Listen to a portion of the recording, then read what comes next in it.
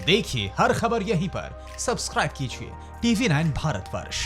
Aggressive posturing है क्योंकि एक मैसेज देने की कोशिश है, लेकिन क्या डोकलम के समय, अगर आप लोगों की बात को मैं एज इट इज लेता हूं, आपने और विष्णु जी ने जो कहा कि वो जो कर रहा है वो वेल प्लान्ड है, अगर ऐसा है तो ये इसके पहले क्यों नहीं दिखाई दिया?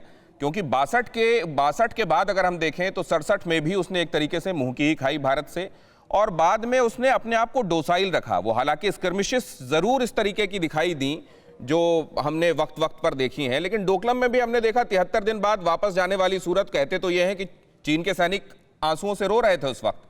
क्या इस बात को लेकर, मैं भाटिया साहब आपके पास आ रहा हूं, क्या इस वक्त मंशा उसकी कुछ और है और इसमें बौखलाहट छिपी हुई है? वो दुश्मन कभी नहीं था, इसमें कोई दो राय नहीं है, लेकिन इस समय के जो उसके जो कदम हैं वो डेस्परेट कदम हैं, क्या ये लगता है आपको?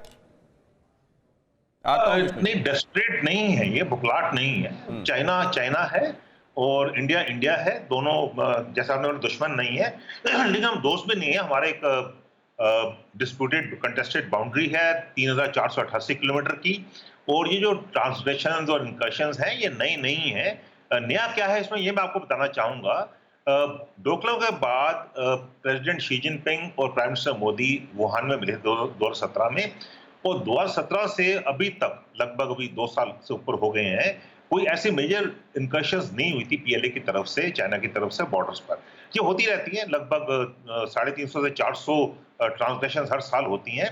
और मैं ये भी साथ साथ बताना चाहूंगा कि हमारे जो बॉर्डर है बहुत पीसफुल बॉर्डर है, लॉन्गेस्ट डिस्प्यूटेड बॉर्डर है वर्ल्ड का, लेकिन मोस्ट पीसफुल बॉर्डर वर्ल्ड का है।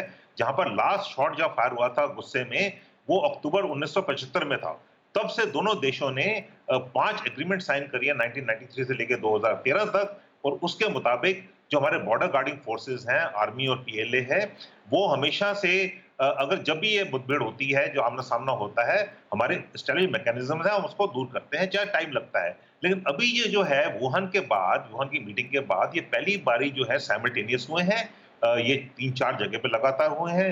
इनकी डेप्थ ज्यादा है, इनकी इंटेंसिटी ज्यादा है, और वहां पर जो है ठीक जो चाइना ने बिल्डअप करा है उसी मुताबिक इंडिया ने भी बिल्डअप करा है, और इंडिया आज बहुत स्ट्रॉन्ग देश है। और चाइना को ये समझना चाहिए कि आज जो है वो इंडिया अलग है, ये नया भारत है।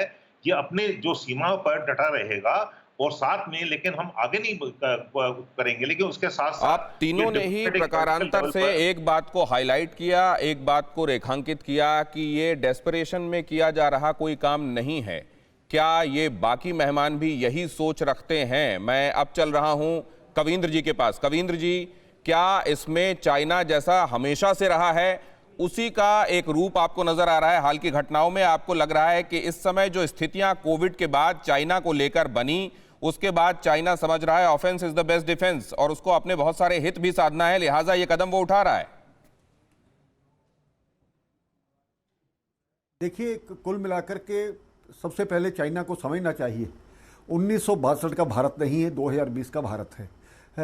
जिस प्रकार से कोरोना महामारी के कारण से उस पर जो इल्ज़ाम लगे हैं पूरे विश्व की तरफ से, और पूरा विश्व इस पर इकट्ठा होता है, तो इस सभी चीज़ को भारत ने भी उनका समर्थन किया है। इस सारे चक्र में वो ऑफेंसिव होकर के भारत को इस प्रकार से जतलाना चाहता है, जिसके कारण से वो जानबूझ करके इस तरह के विवाद खड़ा करना चाहता है। और ये पहली बार नहीं हुआ है, ये इससे पहले भी लगातार उसकी कोशिश रहती है। डोकलाम हमारे पास है, अरुणाचल पर उसने सवाल खड़े किए थे, कभी असम पर भी सवाल खड़े किए थे।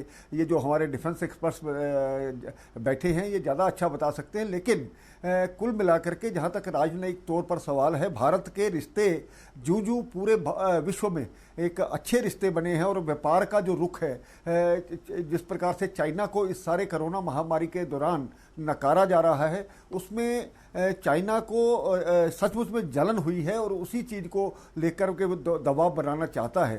तो उसने नया विवाद खड़ा करके एक अटेंशन डाइवर्ट करने का भी उसका प्रयास है। यही बात गुरमीत साहब ने कहा था कि वो एग्रेसिव है, वो ध्यान बटाने की कोशिश के तहत ये सब काम कर रहा है। फिक्र आपकी, सोमवार से शुक्रवार रात 9 बजे सिर्फ TV9 भारतवर्ष पर।